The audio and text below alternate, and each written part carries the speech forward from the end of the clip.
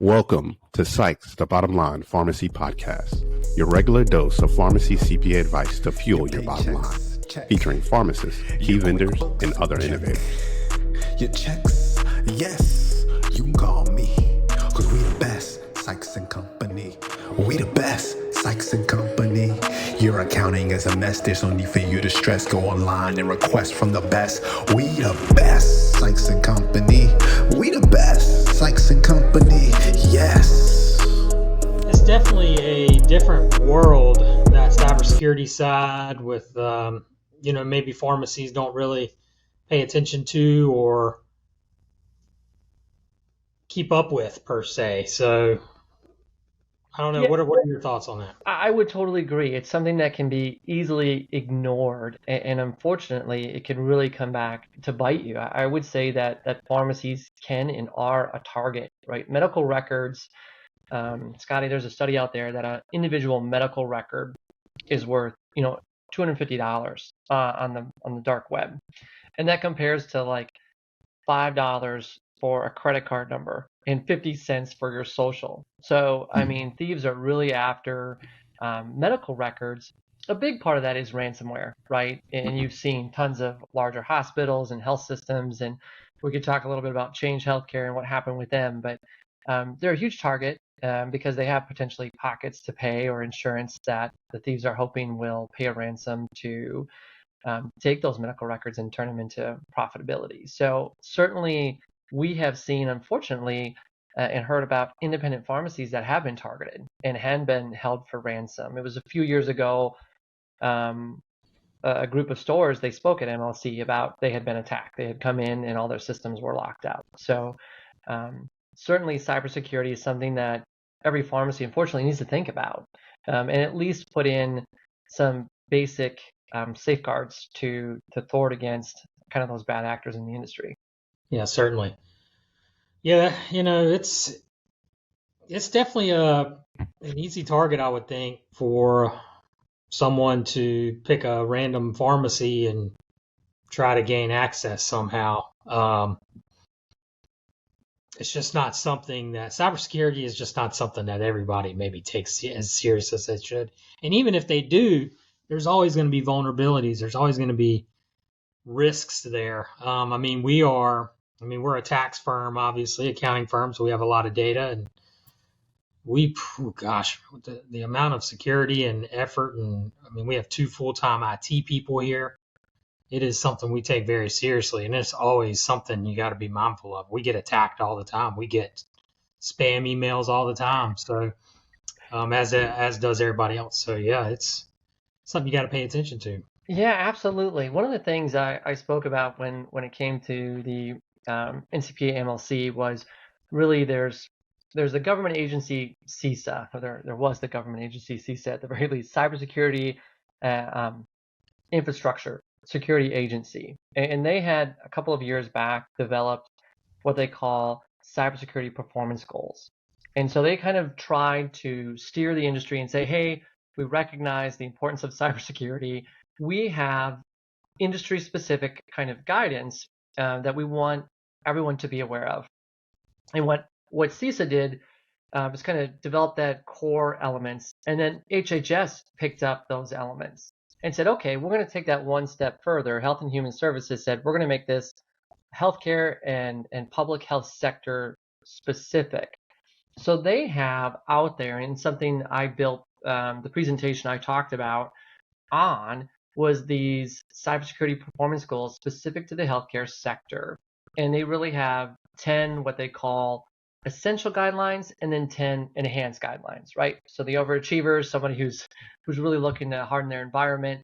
And then they have these 10 essential. And I think to your point, Scotty, you can do all the things right. You can put all the right systems in place. But there's data out there that'll show 70% of the time when a breach occurs, it's a failure of an individual, right? Not of the systems, not of anything that you have going on. It's a failure of an individual not to recognize, to your point, a phishing email, some other spam, a wrong link in an email, and failing to either report it or recognize that it was a problem. Well, one thing we did at PAAS this last year is we added cybersecurity training inclusive of our FWA and HIPAA program, because we recognize that there's just so much going on in the industry and there isn't really a great resource. We just wanted to provide our pharmacies with something that included cybersecurity training to point out what kinds of things should we look at when it comes to an email. What are the telltale signs that you and I are probably very accustomed to that potentially not every pharmacy employee is used to, and if they're managing their own email or the pharmacy global email, the pitfalls that they need to watch out for. Yeah, that's interesting. We use, I know internally here at Sykes Company, we use KNOW-B4, KNOW-B4. Yep. And that's the training we use. I think we do it quarterly, but it keeps up with all the latest kind of attacks and what's new. And then you go through training and all that stuff. So that might be something of interest out there for anybody listening in is KNOW-B4 for training. But that's really great because it sends out test emails to your staff too. I get them all the time where it'll maybe look that's like a why I'm legitimate email. emails all the time because half of them Yeah. are test emails. Yeah. It'll look like a legitimate email and it's testing to see if you're clicking on it. Which is penetration interesting. testing, they call that, right? So they're trying to ping the environment, ping your individuals, seeing if they can get in. And there's a little bit of dilemma sometimes with those if they cross an ethical line. I've heard of some employees and gripes, like on Valentine's Day, they send out a nice Valentine's greeting. Hey, here's a special gift for you on Valentine's Day. And it's really a penetration test and a trap. And so all these employees will click it because they're pulling at emotions, they're offering you something. And so they're often very successful. And then it turns, employees get upset, of course. They don't want to be duped or tricked or feel bad that they clicked on something they shouldn't have.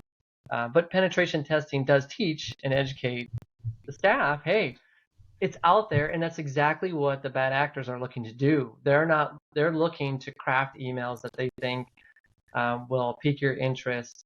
Hey, pay raise next week, or other elements to try and get you to divulge additional information or click on a link that just isn't secure.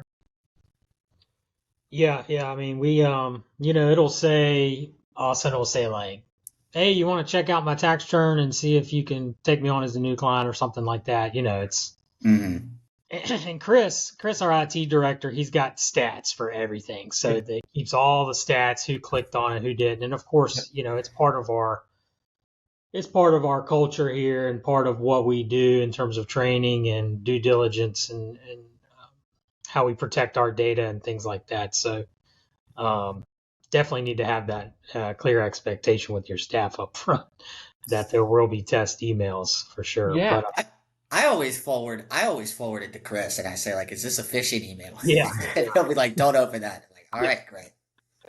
And then when we do get something through our website, he'll send out an email like, don't open this, it's a bad one. So yeah. It's something you got to pay attention to for sure.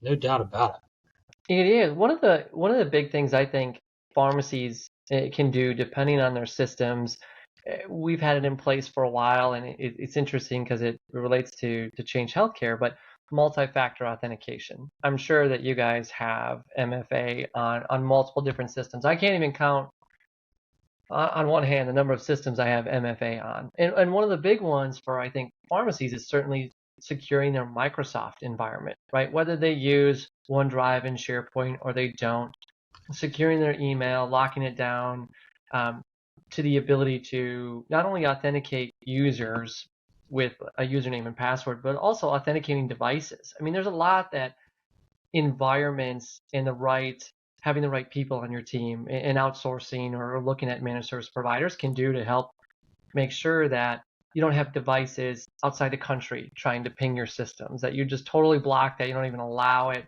that you're authenticating all different kinds, whether it's IP address of individual locations or it's a MAC address of a computer. I mean, there's a lot that they can do to enhance MFA. I tell people, one of the things about MFA, it's better to have an app than it is to have it text your phone, right?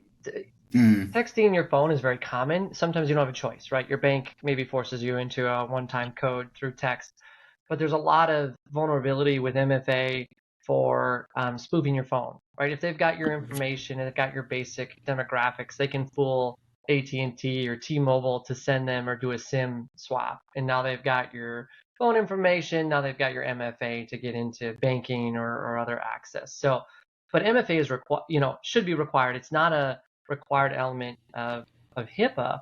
And it's interesting. That's where Change Healthcare fell short. It was actually a critical system that they had, but they did not have MFA on. For as large of an organization as they are, and as big as they are, to not have MFA on a system that breached hundreds of millions of Americans' personal data. My data was in there. I got a letter to say, well, it was a failure to have MFA when small entities and businesses implement MFA every day is crazy to think of. It really is.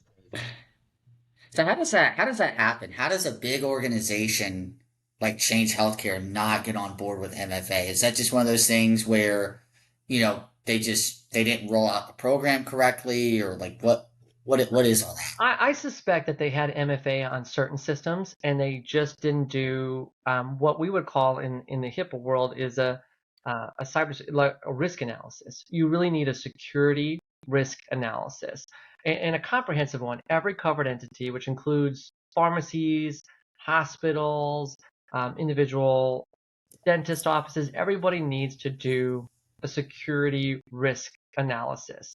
And one of the things, if you do a really good job, is thoroughly detail everywhere that EPHI, Electronic Protected Health Information, lives and exists. So you have to know within your pharmacy environment every single thing that touches EPHI. And you have to put it together you have to create this risk analysis, which details, it takes an inventory of everything you have in the pharmacy, what kind of security measures you have on all those devices. And then you have to identify your threats, your vulnerabilities, and really go through that. My suspicion with an entity like Change Healthcare was they either had they probably had an inadequate risk analysis. They didn't look at all their environments. I would like to believe that they had MFA on some other systems, and this was overlooked. But OCR, Office for Civil Rights under HHS, is certainly investigating them. And one of the top things that we see from OCR right now, because they've been very aggressive at the start of the year, there were 6 or 7 fines given out at the beginning of the year, just in the first 2 weeks of January. And I don't think they've ruled on Change Healthcare yet, but they will come in, and the top thing that they often find is no risk analysis or an inadequate risk analysis. And it's kind of a double whammy, because not only do you have to have a ransomware, like you get penalized for your systems are locked out, you maybe have to pay a ransom to get everything back up. You've got all these things going on. OCR comes in and says it's totally your fault. You didn't do anything that we told you needed to do from the security rule as part of HIPAA. Here's a $1 million fine on top of it.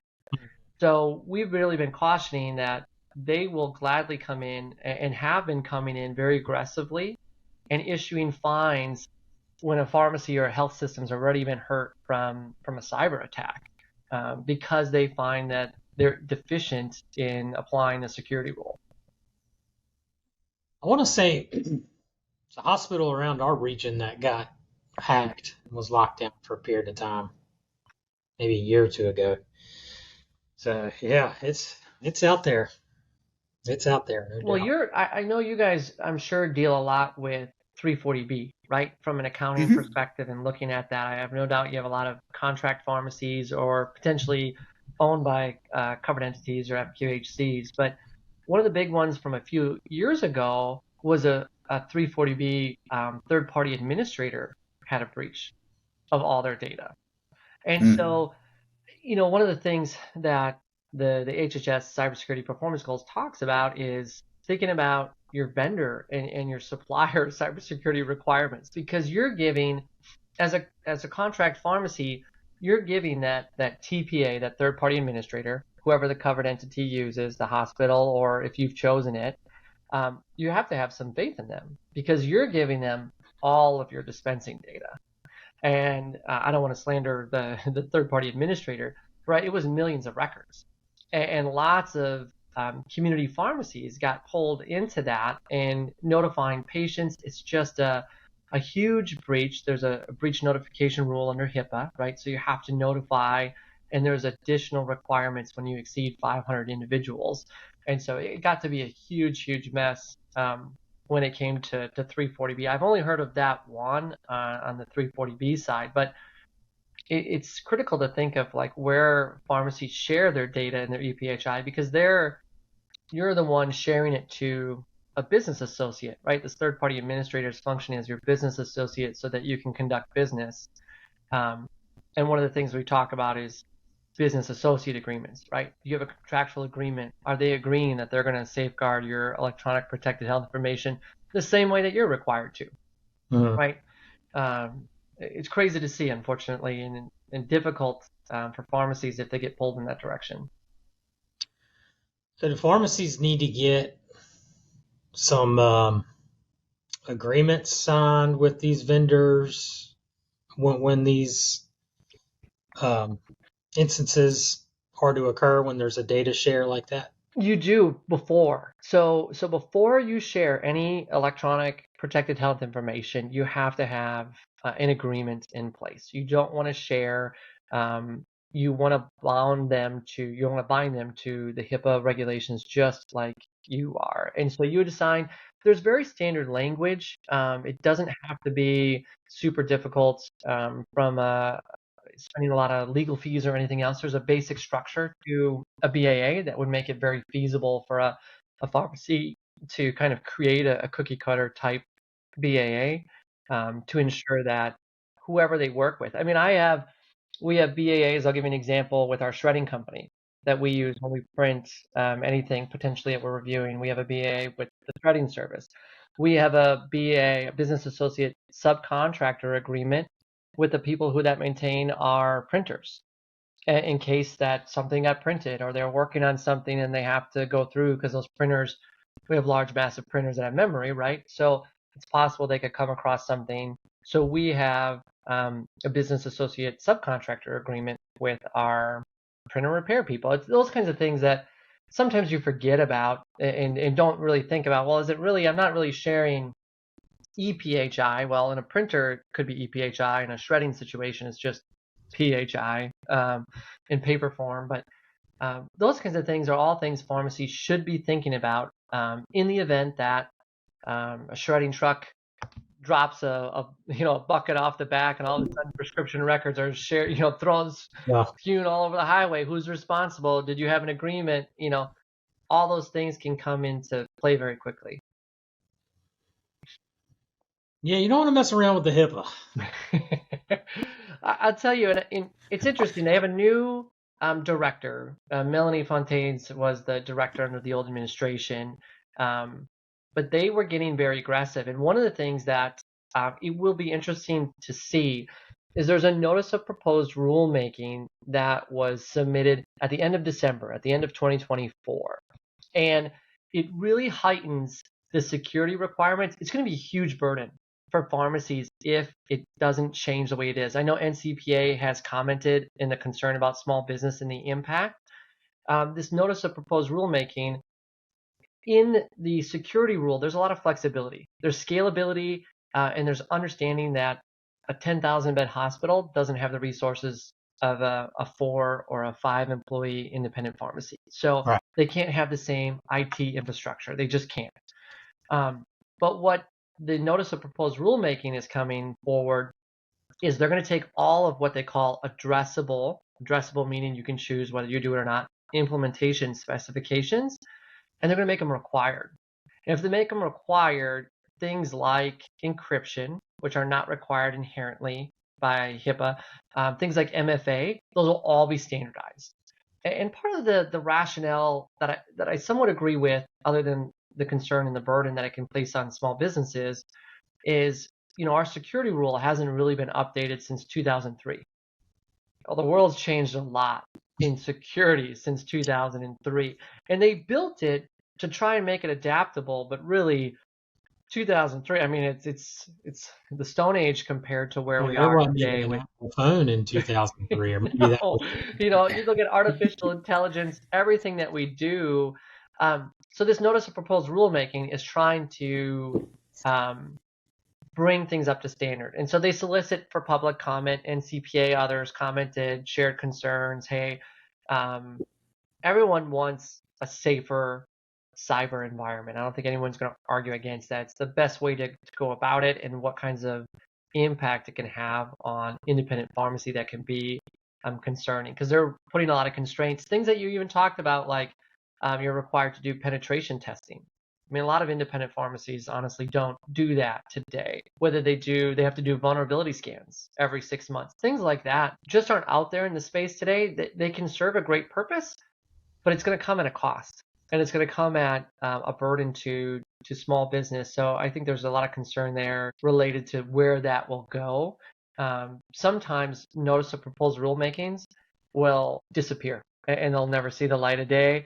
Sometimes they'll have huge long comment periods and it'll go back and forth. So it's hard to say where that'll go.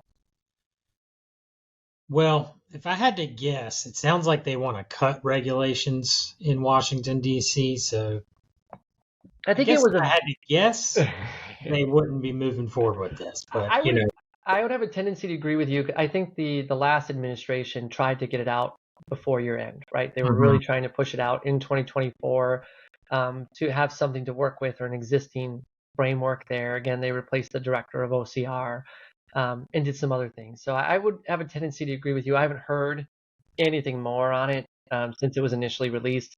The public comment period has closed, but yeah, it's certainly interesting, and it needs to be an area of focus.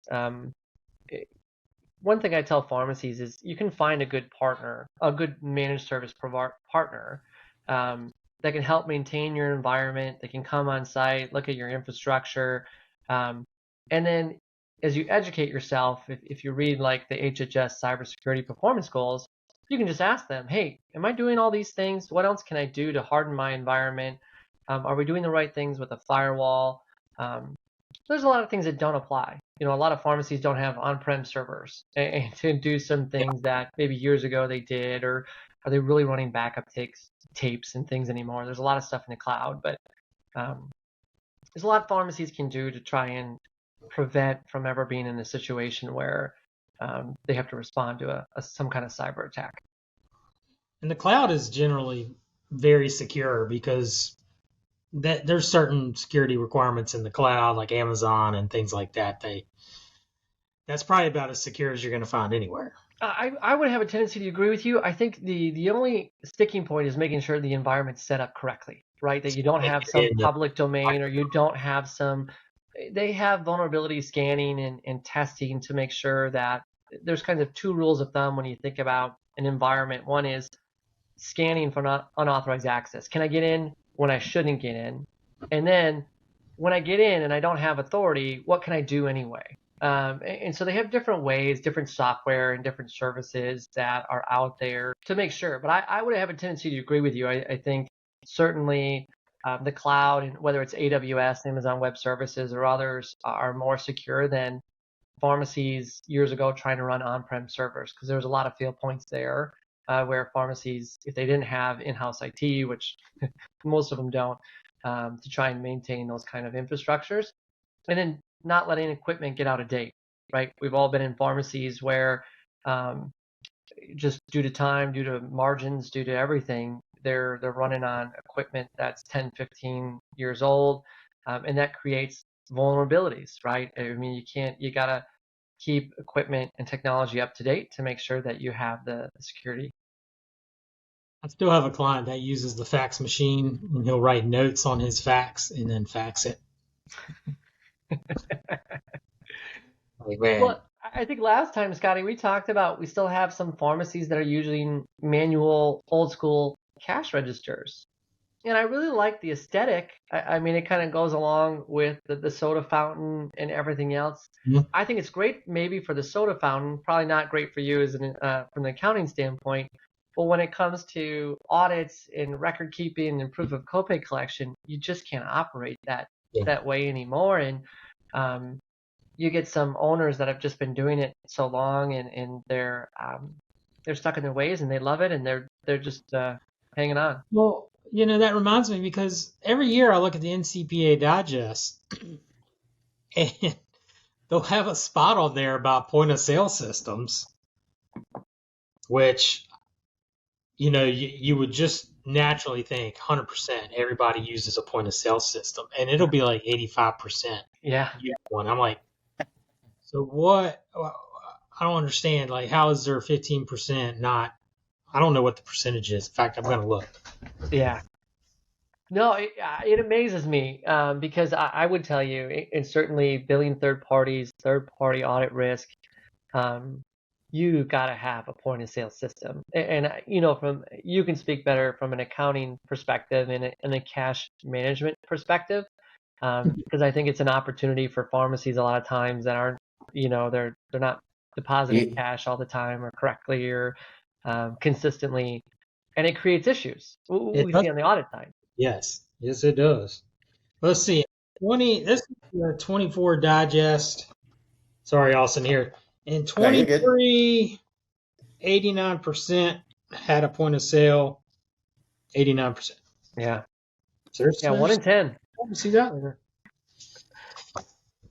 I don't know. I would just look for anything from your pharmacy management system that is integrated. I like integrated point of sale systems so that they talk to each other, so you know what's sold. You can run reports. There's a lot of cool features, I think, out there. But I'd start with my pharmacy management system, see what they offer, and then expand out from there if it doesn't meet the needs or looking for something different.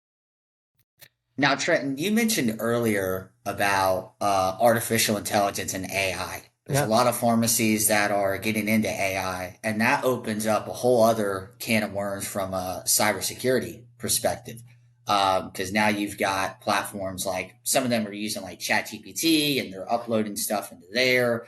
Do you have anything you can speak on from the AI perspective and cybersecurity on that front? Yeah, you got to be real careful from a privacy standpoint, whether your notice of privacy practices and how you're using the data, right? Is it truly limited data sets? And by that, I mean, is it de-identified?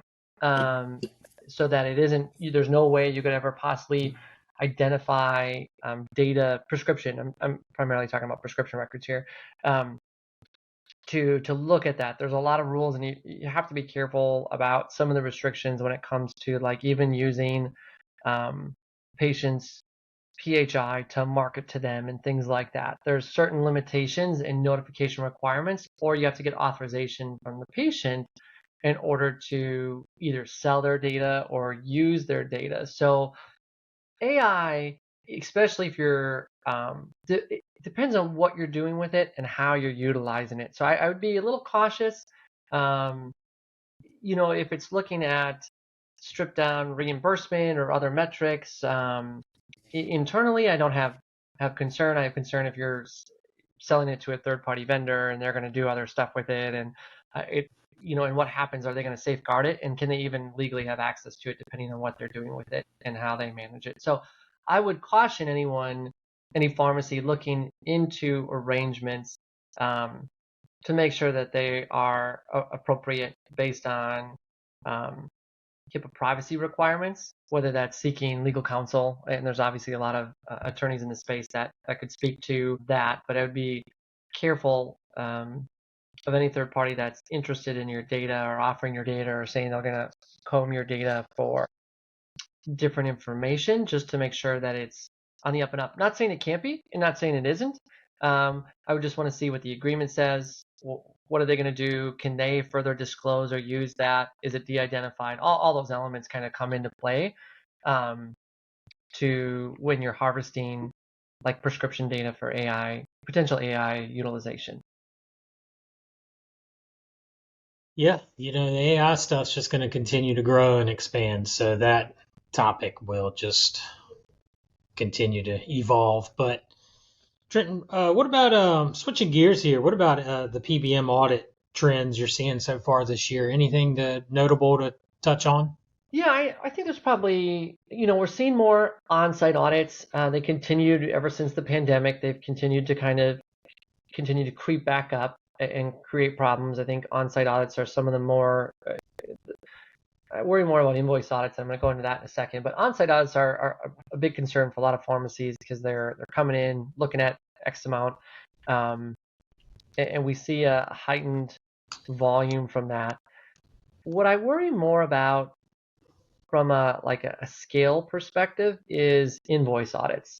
And I get nervous about pharmacies that aren't aware of all of the drug procurement challenges and pitfalls that are out there. I'm going to highlight a couple if you don't mind, and Sure. try and warn pharmacies about some of the things that I think about. The number one invoice audit issue, as crazy as it sounds, is diabetic testing supplies. Number one. And the biggest issue with that is there are different requirements for the big three.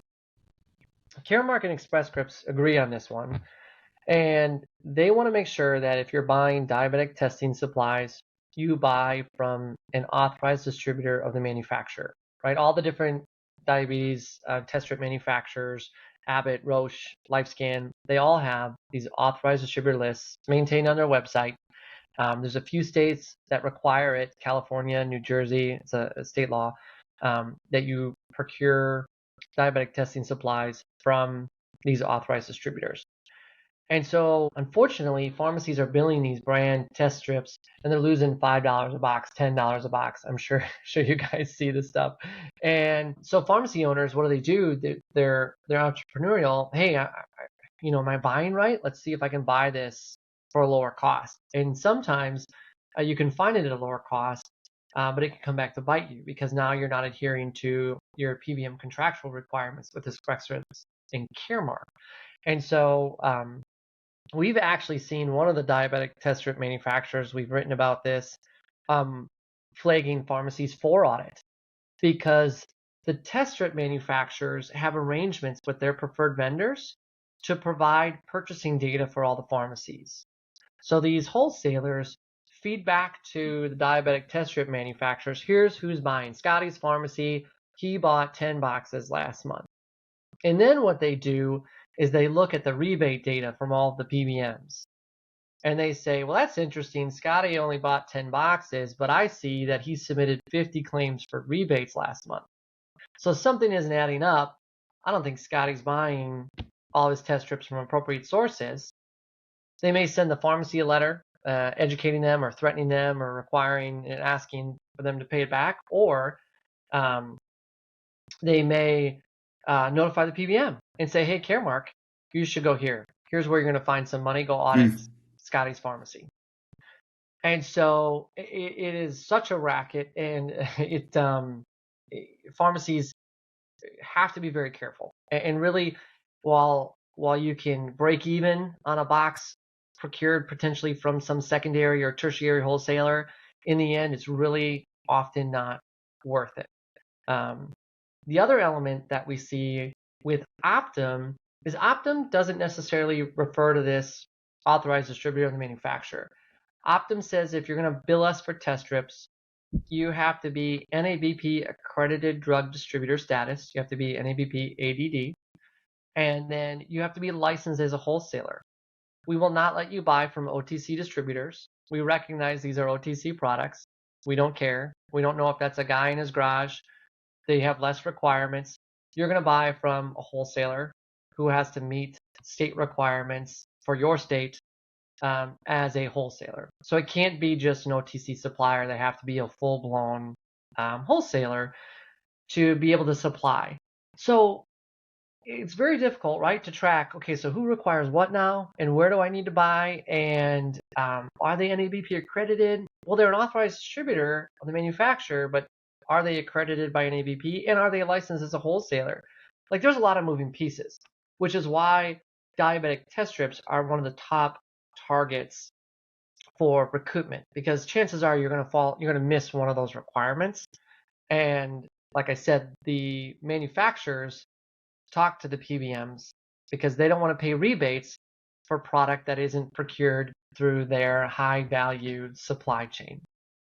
Yeah, and then they get in there and audit, and then they'll open up another can of worms probably somewhere. So Exactly, yeah. a low hanging fruit with the test strips, and then they're gonna dig in and find some other stuff. That's exactly it. So then they discover, oh, well, there's a whole bunch of pharmacy to pharmacy transfers here. Let's look at what your documentation is for those, and do you have And so it just snowballs, to your point. And once they know that they have this set amount of money already locked in, probably for test strips, then anything beyond that, it's just, lining their pockets further, which is the last thing any independent pharmacy owner wants to do.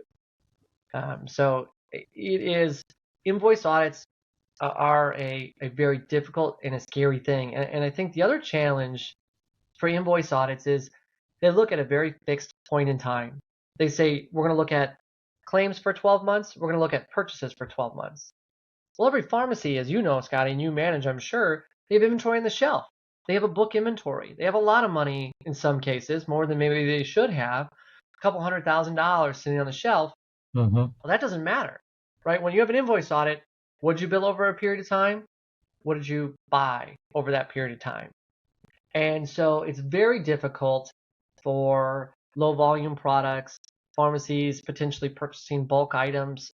There's a lot of parameters that create invoice shortages, where these aren't illegitimate shortages. These are fabricated shortages by the PBMs for failing to account for other inventory on hand and account for other records. And so it creates a lot of frustration for owners when they get subjected to these invoice audits. So it's something you can get around, right? But you just have to go take the extra steps and explain, this is my inventory right now, this is where it's sitting. And one of the challenges is a lot of pharmacies don't do a physical inventory. I'm sure you see that. And so they don't have a reference point. And so then they have to go back in time to show, well, I bought that 2 years ago, right? Yeah. And the PBMs often will, you have to fight them to try and get them to accept anything. And the more discrepancies you have, the more likely they are not going to accept it. It also gets really convoluted with common ownership stores, where they're often just, it's the same owner, right? They're moving product every which way. And PBMs are just very distrusting. They're not going to believe you. You have to show contemporaneously created documentation of all of these transfers and things happening in real time at the time. And some of the pharmacy management systems, I think, are getting better at the ability to track and document movement of product between pharmacies. And I think there's some third-party players out there that are trying to help multi-store owners, 10, 20 stores who move product based on drug availability. But no, it's very difficult to appeal successfully with these PBMs. Caremark requires you to notify them in advance if you're going to do bulk purchasing. So you're supposed to get approval, and you don't have to get approval anymore. You have to let them know within 14 days, it used to be approval, that you have purchased an amount that could be considered a bulk purchase. They don't define it. They don't say, well, hey, it's a 6-month supply or it's a 3-month supply. They just say if it could be considered a bulk purchase, you need to notify us in order to consider that if we come and invoice audit you one day.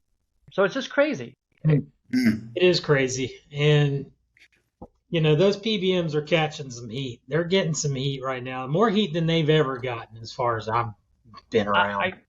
I totally agree. I'm looking forward to seeing Bonnie on the Hill the next couple of days. Like I mentioned, I'm flying out here in about 3 hours to D.C. to make sure our legislators know of all the issues. And I agree with you. I think the political environment is ripe for some reform to occur or changes to happen. And we've seen a lot of change at the state level, right? There's a lot of great states. I love Arkansas's new law for PBMs can't own pharmacies, right? We need more of that across the country. We need more. I know Alabama just had a nice win with commercial dispensing fee reimbursement at the Medicaid rate of $10. I mean, if we can get that moving on the commercial side in other states, it's going to make a huge difference for independent owners that are just struggling to survive right now on the margins that they're at. So we've got to, I think advocacy is so important when it comes to those things, and it's state and federal, right? Federal certainly from a global perspective, but state advocacy as well really makes a huge difference. And you just look at Arkansas and Alabama as two great examples of what you can do with a strong association and members that are active and vocal. Absolutely. Well, Trenton, we're not going to hold you up here, but certainly appreciate your time today, and certainly reach out to Bonnie and say hey to her on the hill there at the fly-in, NCPA fly-in. Hope y'all guys have a productive few days there and get some success with those congressmen and women, and maybe we can see some changes happen soon. So appreciate your time as always, Trenton. Yeah, absolutely. My pleasure. Thanks for having me, Scotty. Great to see you.